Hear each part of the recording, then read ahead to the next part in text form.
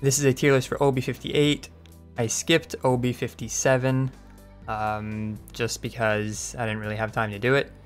And yeah, so this is for OB58. The reason that Strix is considered new is because he's still not available in competitive play, and he hasn't been in competitive play. So I don't really know where to put him. Plus, he just got a bunch of changes, so I'm just going to keep him in new for now. I don't really dare put him in any specific category yet, so he'll be new. So, starting from the top, Androxus. Androxus, I'd say, is a solid A tier right now. He's better than he was before in the sense that he has more opportunities to be picked and played properly. He is still dependent on certain maps and certain team comps. Like, you can't just pick an Andro at any given time, but you can pick him often enough that I would justify him not being B+ or B anymore. He's just a okay all-around pick. Again, map dependent, comp dependent, but he is a decent option in a lot of situations, so I'd put him in a solid A tier. Ashe, I'd say, is S tier. She's still definitely up there among the best tanks. She can struggle in certain situations, but generally speaking, like, you can pick her into anything. You can pick her pretty much any map, any team comp. She's slightly better on certain maps than others, but honestly, like, she's still just the best tank outside of perhaps Makoa. But with the ban system, you're gonna see a lot of Ashe. You have been seeing a lot of Ashe, and you will see a lot of Ashe. So Barrack, same place as Ashe. Honestly, I think Barrack and Ashe are extremely interchangeable. Ashe has much more control over the game and is tankier. Barrack has a bit more damage and has a lot of control around the point specifically. The thing that Ashe has that Barrack doesn't is basically that Ashe can change what she's doing all the time, right? She can go into the back line and just cause a commotion, or she can stay around her carries and help out wherever is needed. Whereas Barrack's more stuck in certain situations. Like, he's not going to be able to push in the same way that an Ashe or a Fernando can, but he does have more control over the point, and once he's set up, you're not going to kill him. Like, especially if he has a healer around, a Janus or a Snake, like, there's just no way you're getting through that shield and actually killing him.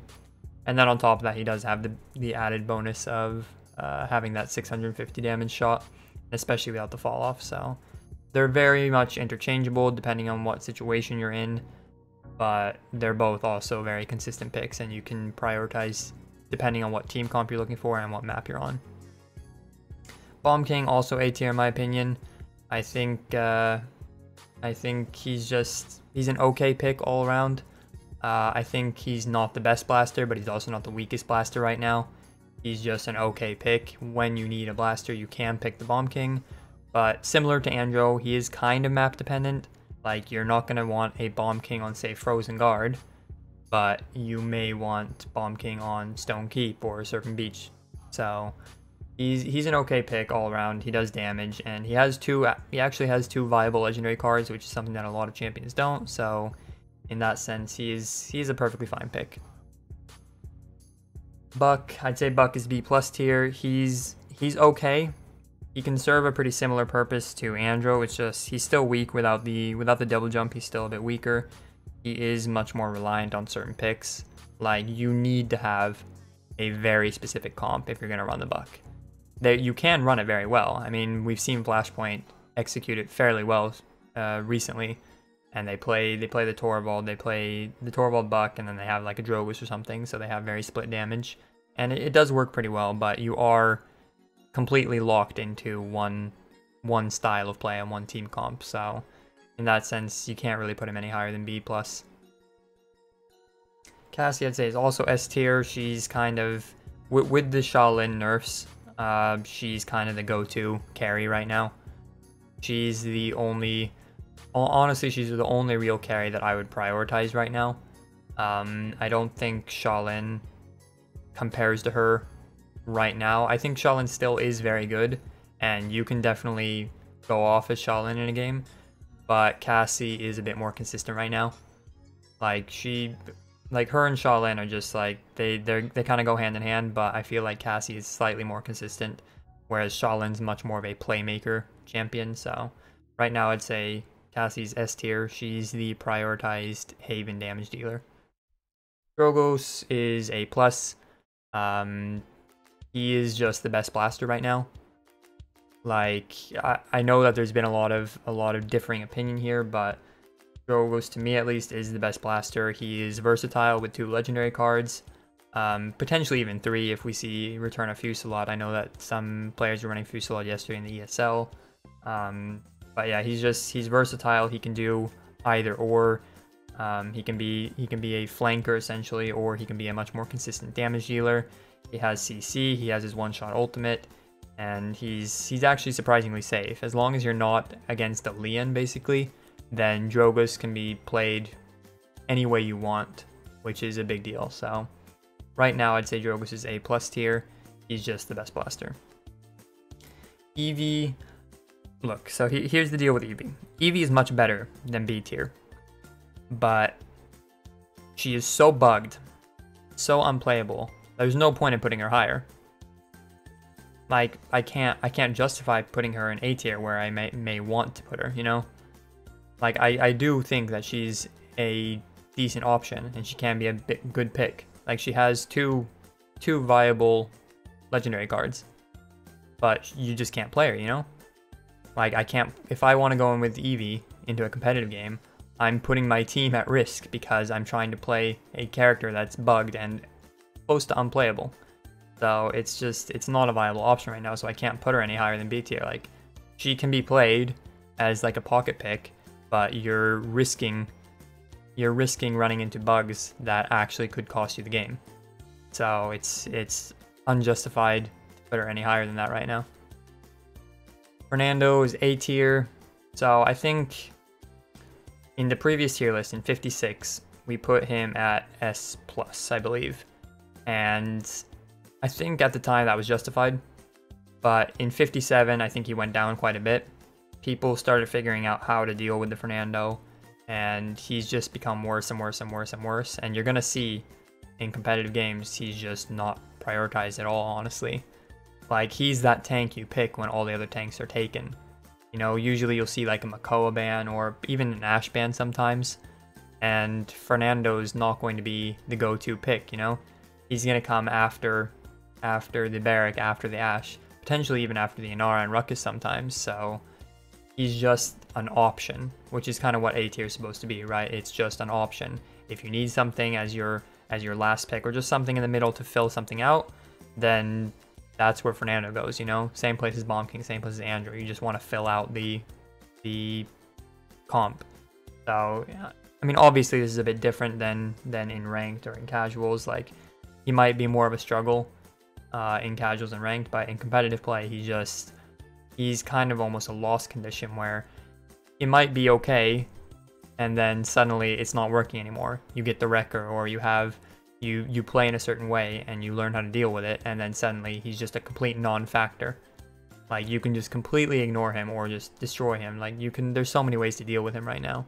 So he is still a decent tank, but once you start figuring out how to deal with him, then it's just so easy to actually execute that. Grok, I'd say, is B+ tier. Grok he's not a very good pick, honestly. Like, he's not good. He's just excellent in a couple of very specific situations. The most prominent, the one that you'll see the most, is against the Ying Barrack. It's something that you'll see every now and then. If one team decides to ban a healer, then a lot of the time, instead of picking Saris, they'll pick Ying and Grover, or sometimes just Ying. And if that's paired with a Barrack, sometimes even without a Barrack, Grok can be excellent to deal with it on certain maps. Like if you're playing a Frozen Guard, right, and there's a Ying and a Barrack, Grok is an excellent pick, because you're just going to absolutely destroy them with your right clicks, and you can just do whatever you want. So there is the situation where Grok will be picked to counter certain things. He's not a good pick, but he can do excellently in certain positions. So I'd say he's just B+ tier. He's slightly more than a pocket pick. He's just good in very specific situations. Grover, I'd say, is A+ tier. Grover is, like, honestly speaking, is kind of like the second go-to damage dealer right now. It's really weird because he went from this position where he wasn't played at all, and he slowly got buffed up, and suddenly he's amazing. He has survivability, he has long-range poke damage, he has burst damage, he has CC, and he has pocket heals. He can keep anybody alive in any situation, and if you're willing to utilize your ultimate as often as possible, which is something that, like, Peridot, for instance, is very good at. Like, if he gets his ult, he'll just use his ult, you know? Even if it's just to save one person, he's just going to use his ult. Because it's a complete reset, you know? Like, the team fight could be going on for a minute. Like, you could easily just be fighting for a minute and brawling and brawling and brawling. And then suddenly Grover comes into the fight, pops his ult, and everyone's reset. And it's just like, it's a free win to the fight, you know? It's very similar to like a Pip Chicken, where you're brawling for all this time, and then suddenly there's just this one moment where it's like, oh, okay, fight's over. Because the Grover happens to get his ult. And he actually builds ult very quickly, so if you're willing to like properly utilize the ultimate and really just use it whenever you need it, even if it's just for yourself, honestly, it can just be a complete reset.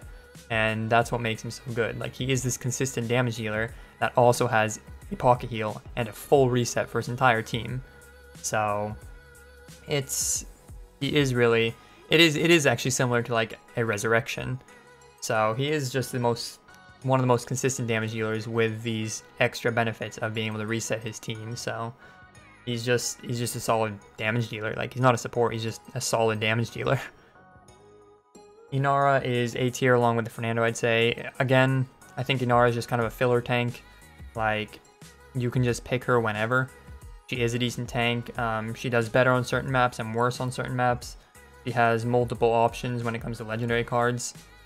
So, like, she's just a consistent option that you can pick whenever. It's really as simple as that. Janos is A+ tier. We've discussed this before, where the supports kind of have this separate tier list to all the carries and all the tanks. You can only really compare the supports to each other.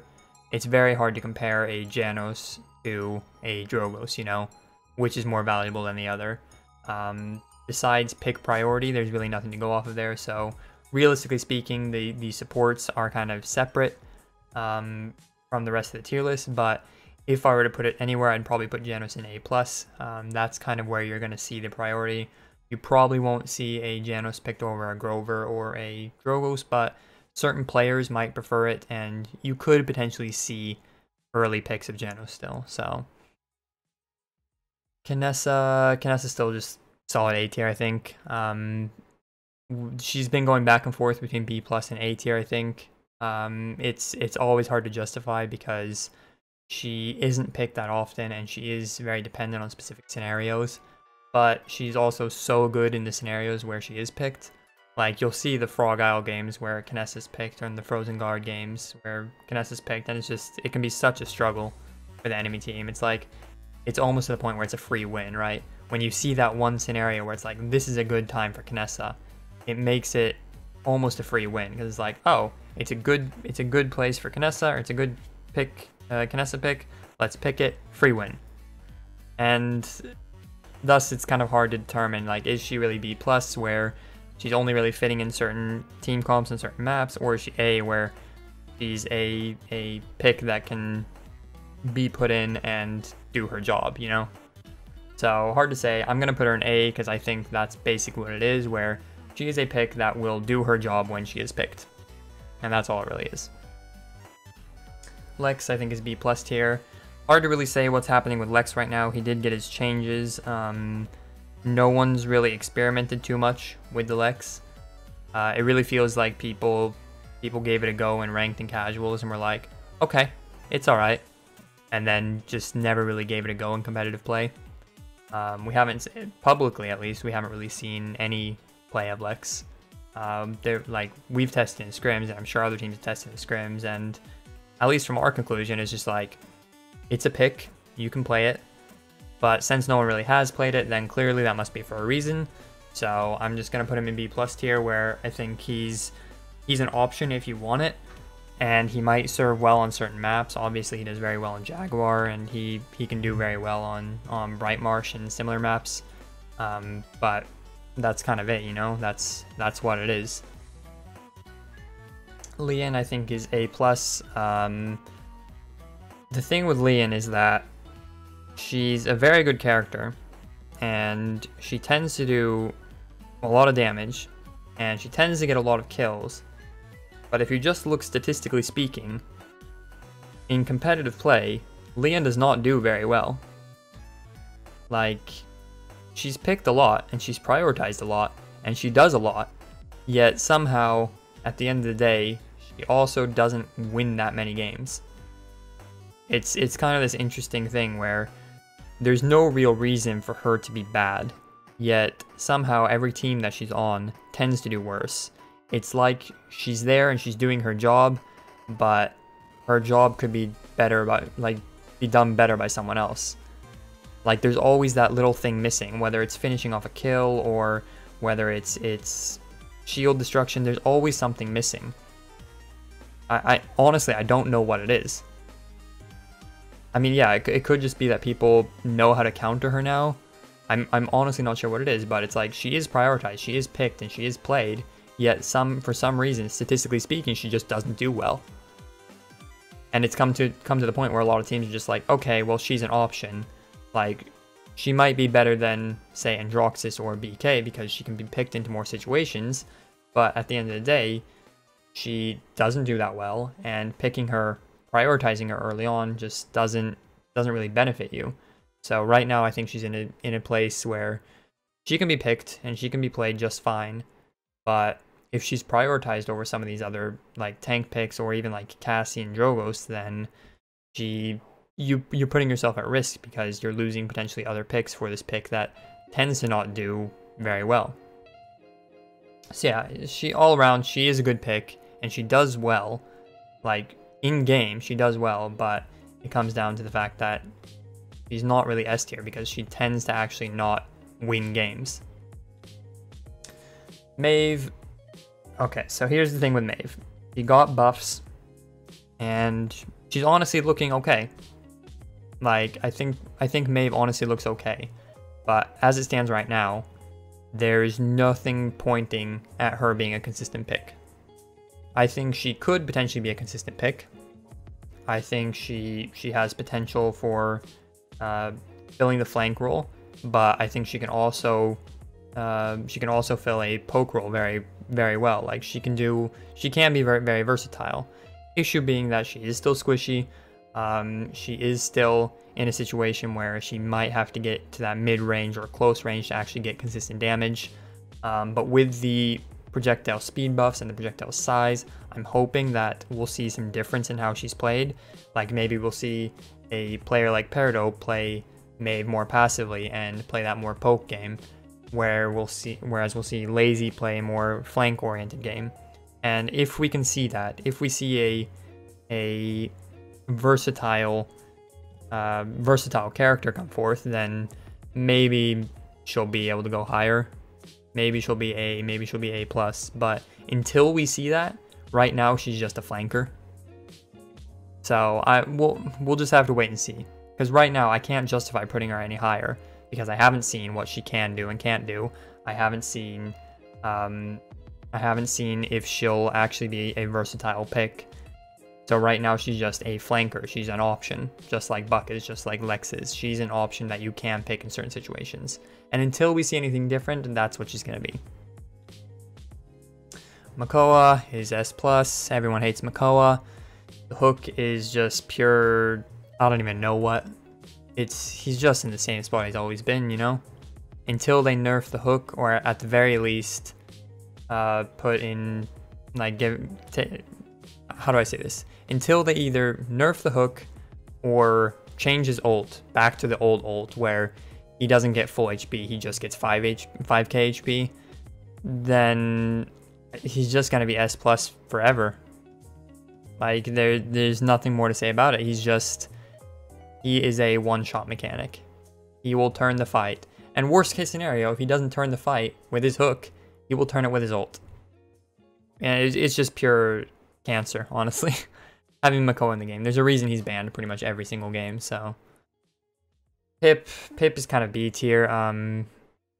Honestly, like, I keep wanting to say that Pip can be good, and Pip is a decent pick, and he can be a decent healer, he can be a decent damage dealer, and he's jack of all trades, and he has all this potential, but we don't see it, you know? Like, I've seen a couple games here and there where Pip has been played and he's done okay, but I mean, I've seen the same with Eevee, you know? He's just... There's no reason to just pick him, you know? He's just a pocket pick. Like, if anything, I just see him picked when there's a very specific reason to pick him. Like, if you're against multiple tanks and you want the chicken, or if other healers are banned and you're looking for something specific. Besides that, I haven't seen anyone pick him just because he's Pip. So, I don't know, he's like, he is a consistent blaster, but people just aren't playing him, and it's just because he's a jack of all trades, you know? It's just, there's nothing you can do about it. He's just a mediocre pick right now. Ruckus, A tier, along with the Inara, along with the Fernando, you know, he's just an okay pick all around. He can fill out any spot, really. There are obviously places where you might not want to pick him. If you're against a Chain Reaction BK and a Shaolin, for instance, you probably don't want to pick Ruckus, and you might go for the Inara. But in a situation where you're against a Fernando and a Makoa, for some reason, then Ruckus is very good. So he's a consistent pick that you can take at any time if you want it. He can definitely be good on certain maps, and he's not really bad on any maps. It's just the team comps. Like, there are situations where you might not want to pick him, thus he's not prioritized so that you can't counter him. So he's an all-around decent pick, and you're gonna probably see more and more of him once people start getting used to the rockets and how to utilize them. Saris, I mean, again, the supports kind of have their own tier list. She's just an option, you know. If Janus or Snake is banned, you're probably gonna see Saris. If not Saris, you might see a Ying Rover, or even potentially a Ying Grok. But Saris is the third best healer after Janus and Snake, you know. Strictly healing speaking, she is the best after them. So you will see her picked if one of them is banned for some reason. But other than that, like, you're not gonna see her, because it's always gonna be Snake and Janus, you know. You're probably more likely to see a Pip or a Ying than a Saris, just because there's some sort of janky pocket strat going on. But at the end of the day, she is still the best healer after Snake and Janus, so. Shaolin. I mean, Shaolin's just, again, consistent DPS. He did get nerfed, and he could potentially drop down a bit lower, but he is still consistent DPS. He still is a burst character that can catch someone off guard and just destroy someone. But again, I mentioned it with Cassie. I would probably still prioritize Cassie over Shaolin right now. But it's hard to say. Again, I think it comes down more to map, more to what kind of team comp you're looking for. But he's, like, I can't put him in A+, because he is better than the Grover, the Drogos, the Leon. So we'll probably still see a lot of him, even with the nerfs. It wouldn't surprise me, honestly, if he gets nerfed even a little bit more. But it also wouldn't surprise me if people stop favoring him and rather play the Cassie and the Leon. So we'll see what happens. But for now, I think he's still a solid S tier. Skye. I don't know what to say about Skye. I like to think that Skye's actually kind of decent now. I think she has potential, especially on certain maps with certain comps. But until we really start seeing that, then she's still just B tier, you know, she's still just a pocket pick. And I do think that we will start seeing people pull it out. And we might even see people pull it out in more situations that aren't optimal for this guy. But yeah, for now, like, she's still just a pocket pick. And until we see her really utilized in competitive play, she will still just be a pocket pick. That being said, if she is pocket picked, she definitely does pretty well. Like, I have seen her do fairly well, and I do think it could be a decent option, but again, until we see that, Like, she is just a pocket pick right now. There's nothing more to it. Like, we haven't seen her played in competitive play yet, at least not here in EU.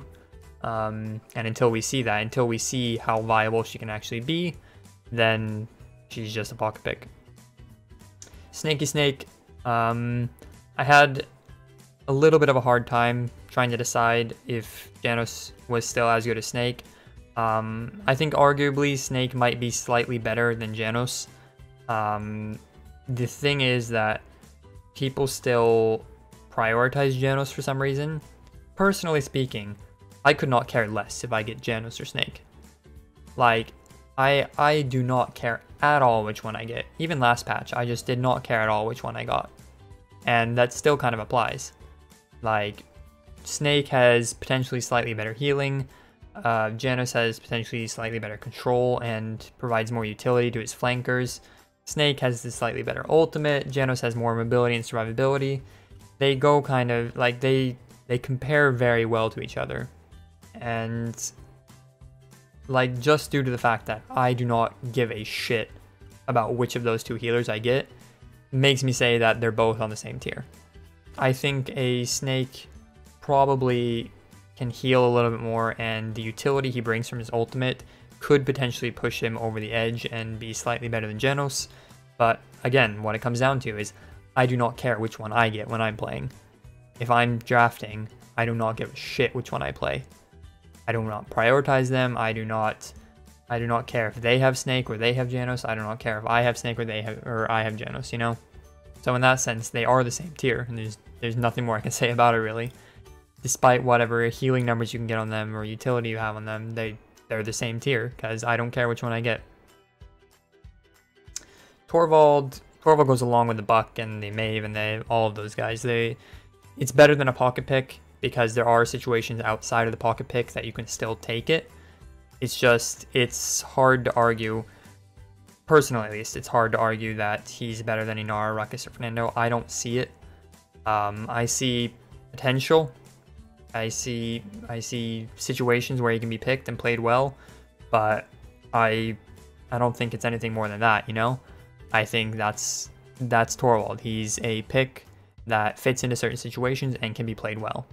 I don't think he's a pick that you can take at any time and feel comfortable. You know, like Inara, Ruckus, and Fernando are all picks where I say, all right, let's just take the Inara. Let's just take the Ruckus. I don't think that with Torvald. I don't feel like when I'm drafting I can go, all right, let's just take the Torvald. I think it comes down to a situation where you see, this is a good time to pick Torvald. Let's pick the Torvald. It's never just a let's pick the Torvald. That should be fine, you know? It's a situational pick that will apply on certain maps with certain team comps and can do very well. But I don't think that he deserves a tier, because he's not just an all-around pick that you can grab whenever, you know? Tyra, B tier. I mean, nothing has really changed on Tyra. She's just, I don't know, she's just a pick. Potentially, honestly speaking, she is one of the worst picks right now, and she could potentially even risk C tier right now, because at this point I'd rather have a Skye than a Tyra. Like, there's just no reason to pick Tyra. She has the same damage as a lot of other champions, at least consistently. She has no real utility. She has her fire, which, why would you choose Tyra for the fire when you can just get Willow that has the dead zone, which is better, lasts longer. It's I'm just not sure why you would pick Tyra. I don't have any personal reason to pick it in a draft, so like, she's on the verge of being C tier. Like, I could see maybe some very specific situations where you're trying to run like a Torvald and a Tyra, and you know, you just run around with that with a Nimble or some shit. But besides that, I don't see it, man.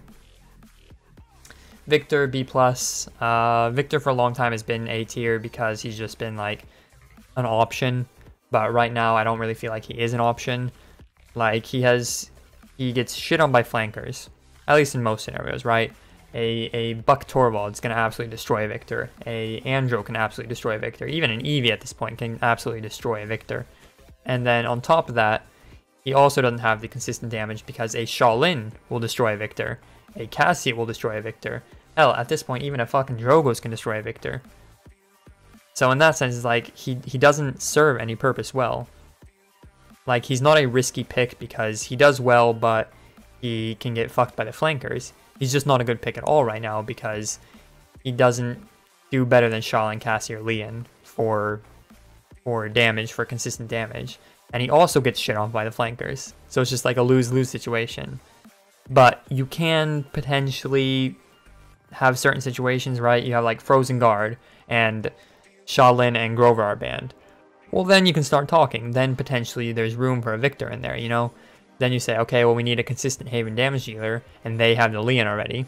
Let's pick the Victor. Then all of a sudden now you have a situation where you might actually be able to pick it and get away with it.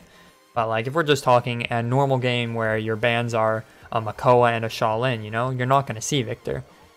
Like you're not going to see him ever. So he's an option, slightly more than a pocket pick, but also just he's so situational that it's just not viable right now.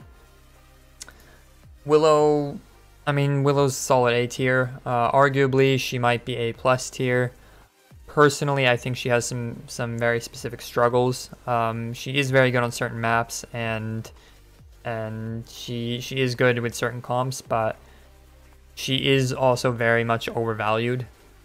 I think she is an okay pick, and I think she does do well when she's picked, but she's also extremely overvalued. And I think the second you have a Lian or you have an Andro, even a Shaolin, it just makes it very hard to get any value. She has no kill potential, you know? In a competitive setting, there should never be a time when Willow's actually getting good value, because you can avoid her. You can put her in a situation where if she wants to kill you, she's going to have to kill herself to get that kill. And that's something that's a big struggle compared to like BK or Drogos, who can get in and out of the fight and have enough HP and have enough survivability where they can actually pull that off. Willow doesn't have the survivability or the HP to really do that. She's just a backline DPS, which is something that you need to kind of avoid nowadays. You can't just have, like, if you have a Shaolin and a Willow, you know, you have two backliners and you have nothing to actually finish off kills. You need to make your drafts accordingly, and you need to have something that can actually go in and finish off the kills. Otherwise, with the current state of the healing, people are just going to heal up around a corner, and then everything you just did was useless. So Willow's like extremely dependent on her ultimate, and even in her ultimate, she is at risk. Like Cassie can still shoot the Willow, even if she misses 1 or 2 shots. Taking that 650 shot after a while really just makes you not able to use your ult to its fullest. And there's Lian, there's Shaolin who can also deal with it. You know, it's not like a game-winning factor having that ult compared to, say, a Drogos, right?